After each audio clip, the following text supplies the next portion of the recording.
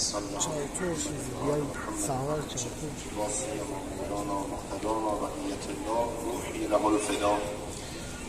نماز صبح برای اینکه اطمینان به وقت نماز فجر صادق بشه و با یقین به وقت نماز صبح خونده بشه کمی بعد از اذان اقامه میشه، کمی با تأخیر انجام میشه که یقین بشه که وقت نماز شده.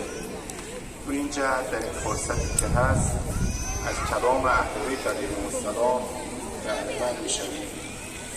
امروز چهارشنبه متعلق به 4 امام: آقا موسی بن جعفر، باب الحوائج، آقا امام رضا علیه السلام، امام رؤوف، آقا جواد الائمه و آقا امام هادی علیهم صلوات الله اجمعین هست. به همین مناسبت کلامی را از وجود مقدس و مطهر حضرت رضا علیه آلاف و تحیت و ثنا که در محضرشون هستیم، ریزخوار خان نعمتشون هستیم، در این سحرگاه چهارشنبه تقدیم حضورتون میکنم. حضرت رضا علیه السلام فرمودن لیس منا من لم یحاسب نفسه کل